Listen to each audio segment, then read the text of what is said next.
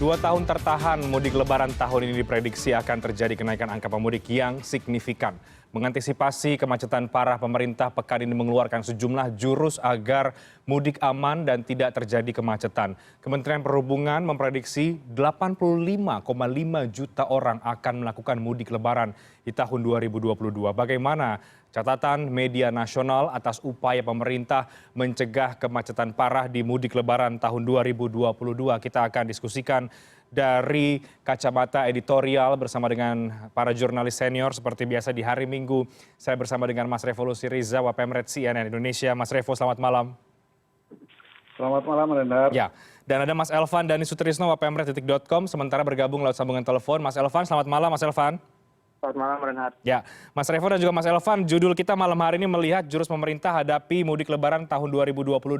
Pekan ini kita lihat tampaknya semua stakeholders fokus untuk menyiapkan skema-skema dan juga langkah antisipasi agar mudik tahun ini tidak terjadi kemacetan parah seperti yang dikhawatirkan oleh Presiden Jokowi. Dari tahun 2019 ada kenaikan 40% prediksinya di tahun ini. Saya ke Mas Elvan dulu. Mas Elvan, bagaimana Anda melihat kesiapan pemerintah dalam menyiapkan arus mudik tahun ini, apakah sudah sangat maksimal atau masih ada sejumlah catatan yang perlu diperhatikan, Mas Elvan? Oke, Renhard. Sebetulnya untuk mudik tahun ini kan mudik setelah 2 tahun ya, masyarakat dilarang mudik karena pandemi ya kan. Karena itu tahun ini pasti akan jadi semacam mudik akbar untuk banyak masyarakat. Dan betul kan, masih H-9, H-8 aja sudah berapa ratus ribu kendaraan keluar dari Jakarta ke daerah, terutama ke Jawa ya yang sudah terjadi pergerakannya. Sebetulnya untuk persiapan mudik kali ini pengamanan itu ada 2 sebetulnya. Yang pertama yang Rehat sampaikan tadi soal kemacetan. Ya pastinya harus betul-betul dikawal karena ini mudik yang luar biasa, orang akhirnya dilepas begitu ya setelah dilarang mudik selama 2 tahun. Tentu akan terjadi animo mudik yang luar biasa lewat semua jalur. Terutama yang paling dikhawatirkan kemacetan adalah di jalur darat. Nah, karena itu kemudian pemerintah memberlakukan banyak aturan, ada searah one way, ada ganjil genap, kemudian ada pengaturan untuk kendaraan barang dan lain sebagainya. Sampai Menteri Perhubungan juga bilang kalau sampai ada kemacetan di pintu tol 1 kilo maka digratiskan. Tapi isunya sebetulnya bukan di gratis atau tidaknya. Percuma juga gratis kalau ternyata padat nggak bergerak sama sekali. Artinya betul-betul ini harus menjadi persiapan penuh pemerintah dari semua sektor ya, melibatkan semua pihak terkait, harus betul-betul dikawal gitu. Betul-betul dijagain setiap titik-titik kemacetannya supaya kemudian tidak terjadi kepadatan yang luar biasa. Ingat kita waktu itu pernah kejadian mudik yang luar biasa, mudik akbar ketika waktu itu tol Cipali itu pertama kali dipakai. Waktu itu ada peristiwa Brexit ya. Mana terjadi kemacetan luar biasa sampai kemudian orang menderita, bahkan kabarnya ada yang meninggal segala macam karena kemacetan total. Tentu kita tidak berharap ada hal seperti itu, apalagi pemerintah sudah memastikan infrastrukturnya beres.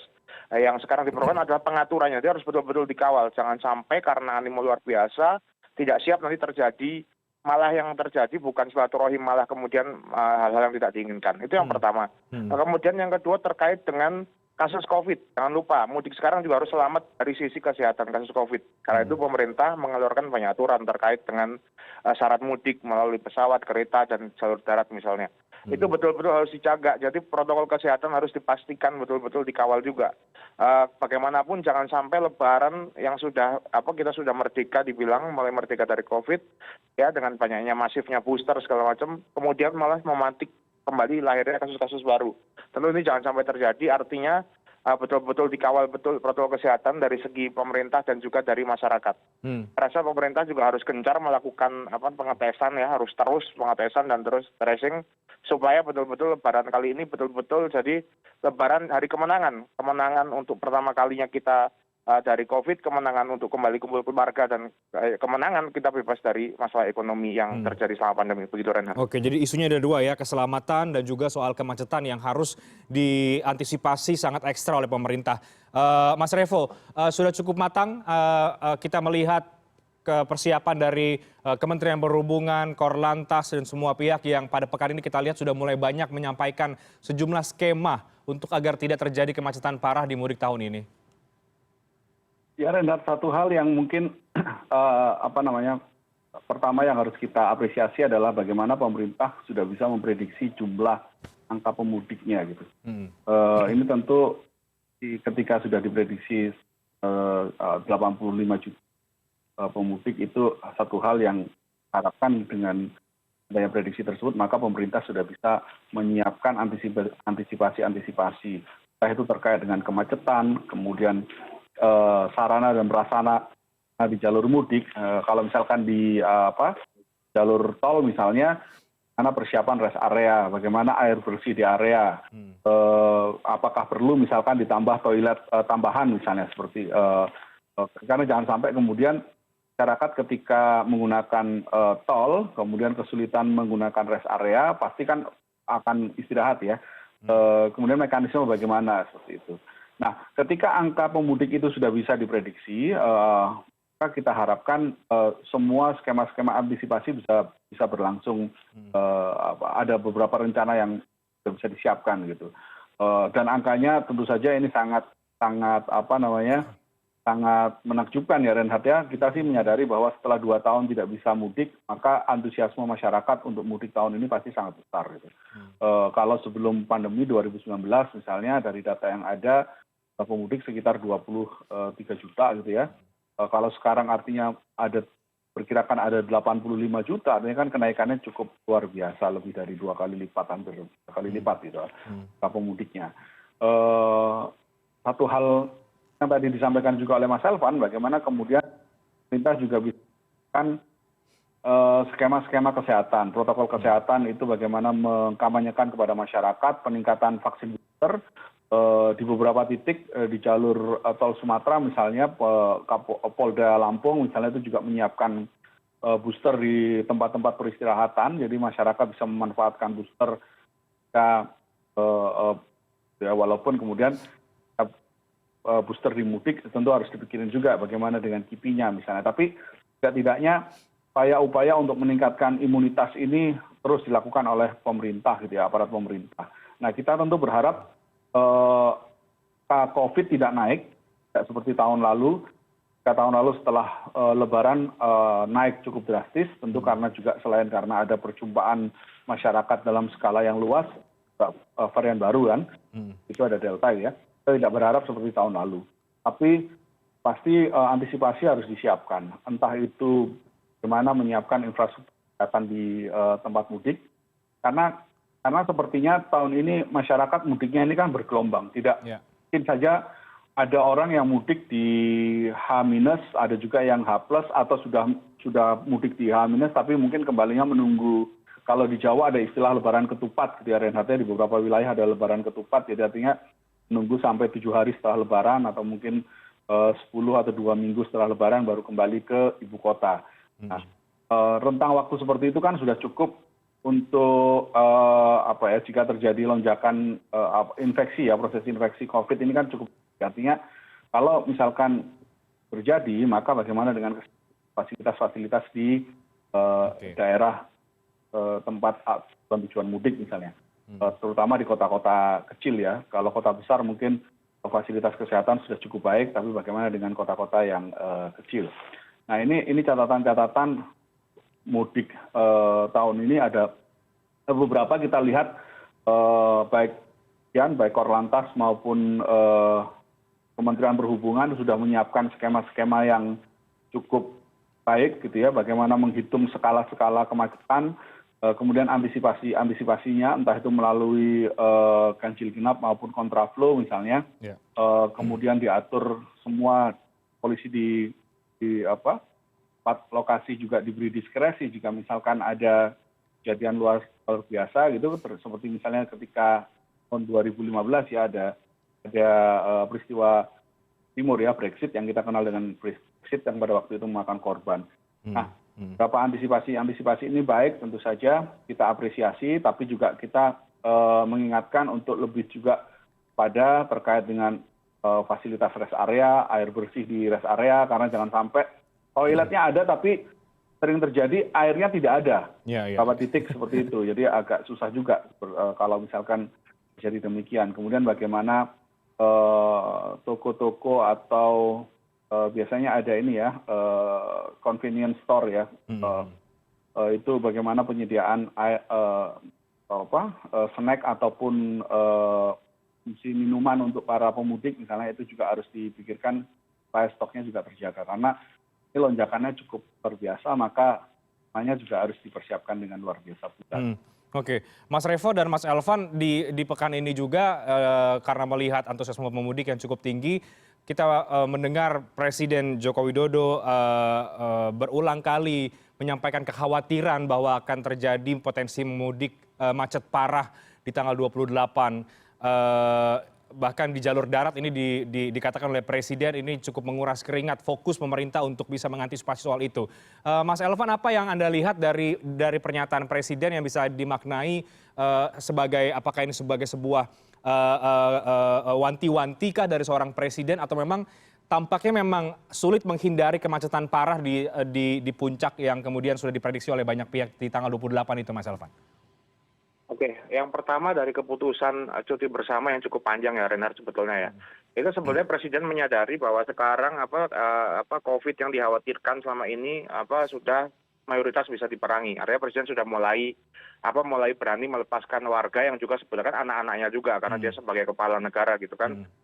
Sudah melepaskan warga, jadi sudah kekhawatirannya sudah mulai berkurang, jadi kemudian dibolehkan mudik. Dan artinya Presiden sudah tahu situasinya.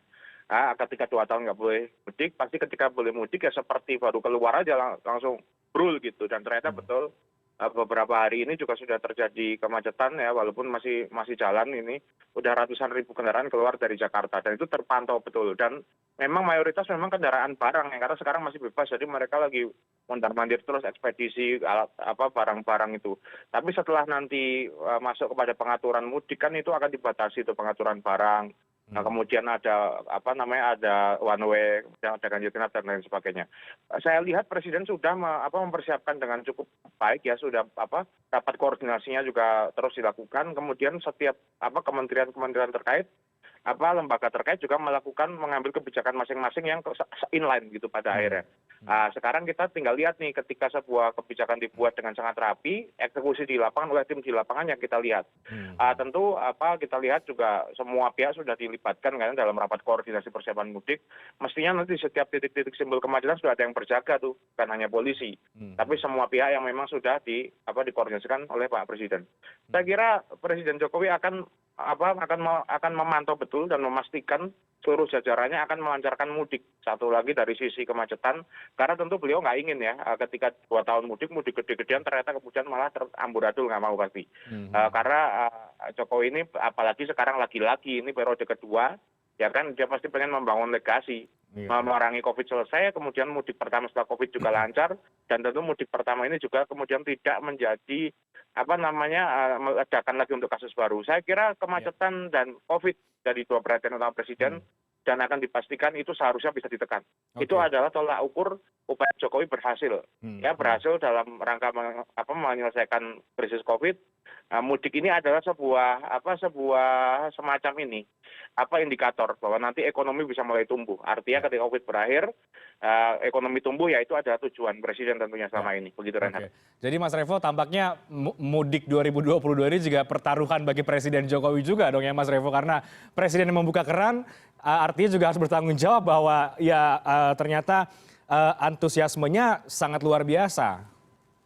Pasti, Renat. Ini kan pertaruhan dari buat stakeholder terkait ya, terutama juga pasti arahnya juga pasti ke Presiden gitu. Tapi kan ya apakah mending seperti tahun ini sekarang yang kita buka, karena juga angka COVID sudah mulai melandai dan angka vaksinasi juga sudah lumayan tinggi di Pulau Jawa setidaknya ya, Renat ya. Atau 2 tahun lalu di mana-mana, tapi antusiasme pemudik juga masih ada. Akhirnya kan titik-titik penyekatan itu juga akhirnya timbul masalah. Gitu. Ya, di beberapa titik disekat dan menimbulkan kemacetan panjang dan menjadi kerumunan baru gitu. Nah, mungkin karena itu juga sebaiknya jalur mudik ini mudik dibuka, tapi dengan antisipasi yang memadai gitu. Kita juga selama ini juga sudah mengetahui bahwa berharap ya bahwa COVID ini sudah benar-benar melandai dan kita sudah mulai menunjukkan tren ke arah endemi gitu. Walaupun tentu kewaspadaan masih harus tetap tinggi gitu ya, Renhat ya. dengan adanya sekarang dibuka, memang akan menjadi pertaruhan. Maka itu kemudian kesigapan dari perangkat-perangkat yang ada di lapangan untuk bisa mengatur semuanya ini bisa dengan baik dan lancar. Saya pikir Reinhardt, khawatiran Presiden ketika ada 28 itu kan hari Kamis ya, hari Kamis kemudian kemungkinan puncaknya memang akan berlangsung pada hari Kamis, Jumat, Sabtu, Minggu itu. Tapi dengan adanya kebijakan ganjil genap semoga juga membuat pemudik jalur darat terutama yang menggunakan kendaraan pribadi ini bisa mengatur lah gitu, bisa mengatur kapan akan mudiknya gitu. Jadi setidaknya 50% ya bisa ditekan, semoga bisa demikian. Nah, tapi memang yang tidak kalah penting tidak hanya kita bicara di jalur tol ya Renat ya. Lantas bagaimana dengan jalur alternatif misalnya? Bagaimana dengan jika jalur dari Cikampek menuju Kali Kangkung itu berlakukan kontraflow, mana dengan orang-orang yang dari arah Cirebon menuju Jakarta misalnya? Mungkin ada orang yang justru arah sebaliknya gitu, arah balik. Kalau dalam istilah kita arah balik ya. Dia bekerja atau berkarir di daerah wilayah-wilayah timur, entah itu di Semarang, Cirebon, Pekalongan dan sebagainya, sementara orang tuanya mungkin ada di Karawang atau bahkan di Jakarta misalnya, atau di Serang, Banten misalnya. Maka dia kan harus menembus kemacetan di jalur luar non-tol ya Reinhardt ya. Nah ini yang juga harus dikasih. Karena jangan sampai itu menimbulkan keadilan buat mereka. Nah bagaimana itu bisa diatur, tentunya kita berharap jalur-jalur non-tol itu juga bisa diperhatikan dengan seksama, baik itu infrastrukturnya maupun juga fasilitas istirahatnya. Oke, baik. Terakhir Mas Revo dan juga Mas Elvan pada isu mudik ini yang juga cukup menarik perhatian adalah ketika Menteri Perhubungan mengimbau ketika kalau ada kemacetan di gerbang tol lebih dari 1 kilometer maka akan digratiskan. Nah ini ada yang kemudian sepakat, ada yang tidak karena melihat bahwa ini bukan wewenang Kemenhub dan lain sebagainya. Beberapa hari yang lalu juga ketika kami mewawancarai pihak Jasa Marga juga merespon soal itu, soal sepakat atau tidak, ini juga jawabannya masih agak-agak mengambang begitu ya soal apakah memang ini kebijakan yang tepat atau tidak. Nah bagaimana kalau ini akan diberlakukan, seperti apa sebaiknya memang kalau kita bisa memberikan masukan kepada semua pihak, berkoordinasi soal kebijakan ini agar tidak tumpang tindih, kira-kira begitu. Bagaimana Mas Revo dan juga Mas Teman? Mungkin kayak Mas Revo dulu. Ya tentu ini kebijakan yang akan sangat menguntungkan ya Reinhardt ya. Kalau misalkan terjadi kemacetan di gate tol misalnya lebih dari 1 kilometer maka akan digratiskan. Tapi kemudian itu akan menimbulkan kerumitan memang dari pihak Jasa Marga. Karena kan di beberapa pintu tol itu kita ngetap hanya untuk mengetahui e-money kita, uang elektronik kita ini untuk mengetahui sebenarnya kita start dari titik mana. Nah kemudian kan kita akan di-charge di pintu keluarnya. Nah kalau misalkan di pintu awal kita itu tidak tap misalnya karena terjadi kemacetan, kita langsung gerbangnya itu langsung dibuka misalnya. Lantas bagaimana nanti begitu kita keluar, bagaimana mengetahui kita masuk dari pintu mana? Nah ini kan juga menimbulkan di lapangan gitu ya pastinya. Nah memang ada baiknya sekarang ketika Kementerian Perhubungan melontarkan kebijakan seperti itu, maka untuk mengumpulkan semua stakeholder terkait, memangku kebijakan terkait, mengatur bagaimana mekanismenya. Karena jangan sampai kemudian nanti malah menimbulkan kerumitan-kerumitan di lapangan, tataran teknis gitu ya Reinhardt ya. Karena dalam banyak kasus misalnya sekarang beberapa kerumitan itu justru muncul di lapangan karena informasi itu tidak sampai ke titik terbawah. Seperti contoh misalnya untuk penerima vaksin Johnson & Johnson misalnya.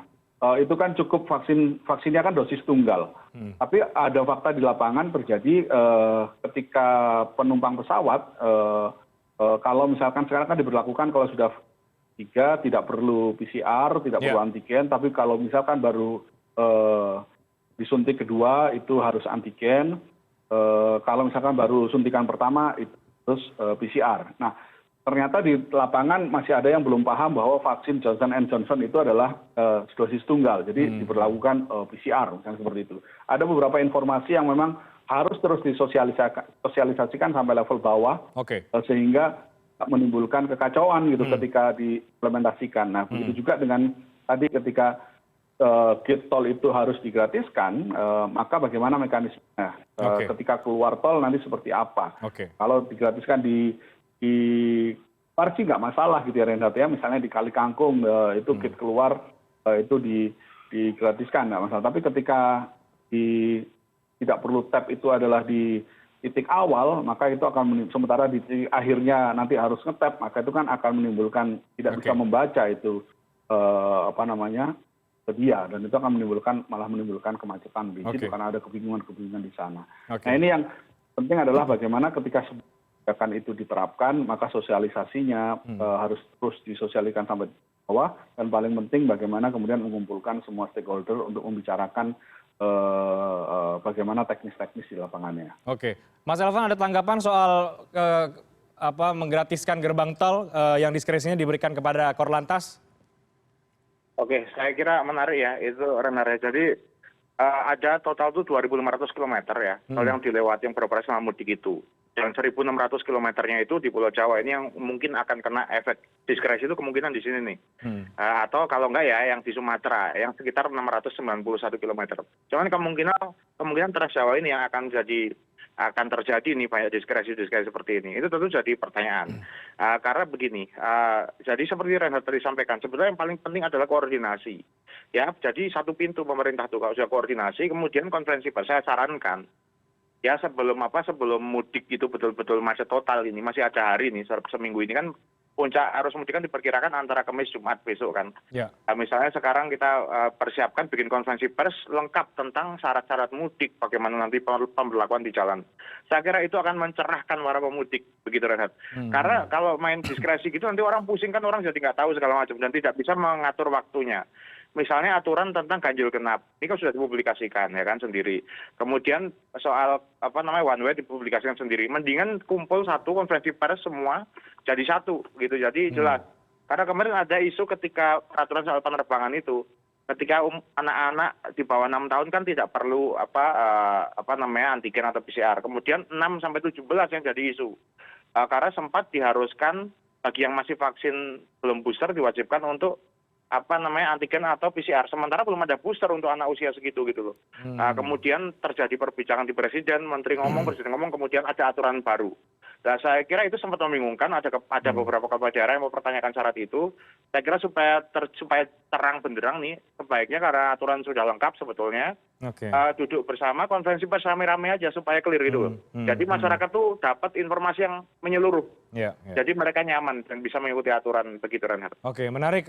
Kita akan lihat bagaimana nanti pemerintah sekali lagi melihat kebijakan-kebijakan di arus mudik tahun 2022 ini. Kita sudahi diskusi soal mudik, kita akan bergeser ke isu lain soal mafia minyak goreng yang pekan ini menjadi sorotan setelah Kejaksaan Agung menetapkan sejumlah tersangka termasuk Dirjen di Kementerian Perdagangan. Apa catatan kita dan apa yang perlu kita dorong setelah penetapan tersangka ini dari media? Kita akan segera kembali sesaat lagi, tetap di Newscast.